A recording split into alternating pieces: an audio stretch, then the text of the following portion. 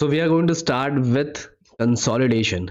जब आप multiple files के बारे में बात कर रहे होते हैं, अभी तक हमने लास्ट लेक्चर में सिर्फ और सिर्फ एक पर्टिकुलर फाइल पे हमने मल्टीपल फाइल्स को लिंक किया था, राइट? अब अभी भी हम वही करने वाले हैं इस पर्टिकुलर फाइल में, बट हम कंसोलिडेट करने वाले। कंसोलिडेट यानी कि जैसे कि अभी हमने लास्ट लेक्चर्स में देखा था कि हमने क्या किया, हमने मल्टीपल जो शीट्स है उसके जो टोटल सेल्स है, जो एक सेल की वैल्यू, उसको हमने ऐड कर दिया। बट उसके में कुछ ड्रॉबैक्स थे, कुछ ड्रॉबैक्स हैं। एंड क्या हो अगर मुझे मल्टीपल सेल्स के साथ सेम चीज़ परफॉर्म करना हो, तो एक एक करके मैं सेल सेलेक्ट करूंगा तो एक टीडियस टास्क हो जाएगा। और कुछ लिमिटेशंस भी है जो मैंने कहा, उस चीज़ को हम डील करने वाले हैं। तो जो भी लेट्स से कि अगर आप ध्यान देंगे कि यहाँ पे जो हमारा क्या था, हमारा विंडो था, लेट्स से हमारा हैनोवर। यहाँ पे देखिए जो हमारा आइटम कोड का सीक्वेंस है, जो क्वांटिटी है, इसका फॉर्मेट और जो हमारा कंसोलिडेटेड का फॉर्मेट है वो एक जैसा है, राइट? सारे कैसे हैं? एक जैसे हैं। अब सारे एक जैसे हैं तो क्या होगा कि मुझे सबसे पहले क्या करना पड़ा, मुझे करना पड़ा रेंज सेलेक्ट। अब इस रेंज सेलेक्ट के बाद मैंने क्या किया, अब जहां जहां से डेटा उठा के मुझे यहाँ कंसोलिडेट करना है उस वाले पर्टिकुलर पार्ट में जाऊंगा। तो मैं अगेन वहां से कहाँ जाऊंगा, व्यूज में, स्विच में, जो भी हमें डेटा चाहिए, जैसे जेन का मुझे डेटा चाहिए तो मैंने जेन का क्या किया, अब यहाँ मुझे इसे कंसोलिडेट करना है। तो कंसोलिडेट करने के लिए आपको क्या करना है, आपको जाना है अपने मेन फाइल पे, दैट इज कंसोलिडेट।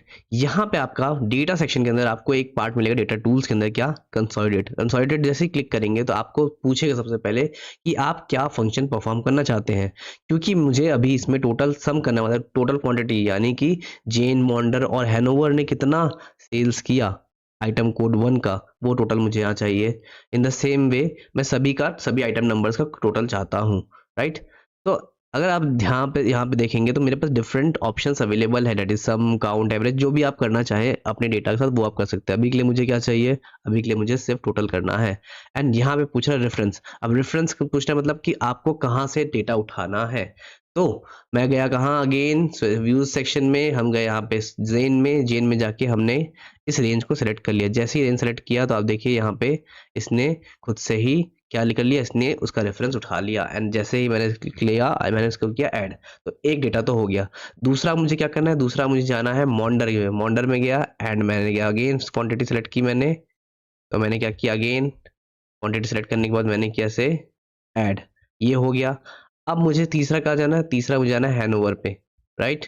जेन हो गया, मॉन्डर हो गया, अब मुझे जाना है हैनओवर पे। तो फिर से जाऊंगा व्यू सेक्शन के अंदर एंड हमारा यहाँ पे स्विच में जाना है हमें, हैनओवर में हम चले गए एंड यहाँ पे हमने फिर से क्या कर लिया, क्वांटिटी सेलेक्ट कर लिया और मैंने कर दिया इसे ऐड। और मैंने जैसे से ओके हिट किया तो आप देखिए हमारा जो कंसोलिडेटेड वाला पार्ट है, दैट इज दिस पार्ट, अब यहाँ पे हमारे पास डेटा आ चुका है सभी का। बट डाउट ये है कि ये चीज तो मैं एक एक करके भी कर सकता था, जैसे हम पहले कर रहे थे लिंकिंग करके। तो मैंने दो चीजें कही आपसे कि पहला पार्ट क्या होगा, पहला पार्ट एक एक करके आप करेंगे, टाइम लगेगा। दूसरी चीज ये कि क्या हो अगर मुझे ये जानना है कि इस डेटा कंसोलिडेट, जो आपने डेटा कंसोलिडेट किया 64, यहाँ पे टोटल दिया हुआ है कि जो 3% है सेल पर्सन, उनका टोटल सेल इतना है। बट मुझे जानना है कि यहाँ पे तीनों पर्सन का इंडिविजुअल सेल्स कितना है पर कैटेगरी। ये अगर मुझे जानना हो तो क्या करेंगे, इसलिए हमारा जो यहाँ डेटा कंसोलिडेशन है वो बहुत ज़्यादा हमें हेल्प करेगा। तो अगर अब आपको ये जानना है कि यहाँ पे तीनों ने इंडिविजुअली कितना सेल किया होगा, तो उसके लिए आपको अगेन कहाँ जाना है, डेटा सेक्शन के अंदर कंसोलिडेटेड में जाएंगे। यहाँ पे आपको ये ध्यान रखना है, create link to source data, create link to source data. अब यहाँ पे जैसे मैंने लिंक टू सोर्स डेटा किया तो यहाँ पे आपको देखिए, यहाँ पे आपको आउटलाइंस दिख रहे हो, देखने को मिल रहे हैं, जो मैंने आपको पहले सिखाया था आउटलाइंस कैसे क्रिएट करते हैं, तो कुछ उस तरीके से आउटलाइन देखने को मिल रहे हैं। अब जैसे मैंने यहाँ हिट किया तो आप देखिए अब मुझे ये दिख रहा है कि जो 64 है वो किस किस से मिलकर बना है, इट इज 2, 12, 50, इन तीनों से मिलकर 64 बना है।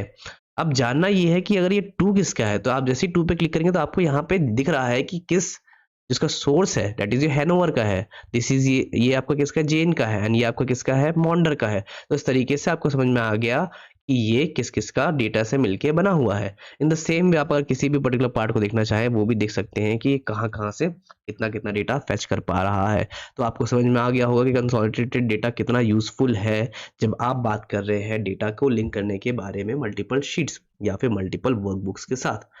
ये हमारा मॉड्यूल यहाँ पे होता है ख़त्म। अब हम आगे जाने वाले हैं एडवांस की तरफ। इस आगे के लेक्चर्स में हम कंडीशंस बेस्ड फार्मूला देखेंगे कि हम कॉम्प्लेक्स फार्मूला कैसे क्रिएट कर सकते हैं, दैट इज एडवांस फार्मूला कैसे क्रिएट कर सकते हैं, वी लुकअप हो गया, एच लुकअप हो गया, पाइवेटिंग हो गई, ये सारी चीज़ें हम आने वाले लेक्चर्स में करेंगे।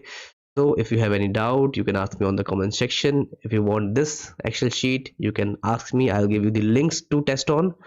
And so we'll meet you in the next lecture. Till then, bye bye. Have a good day.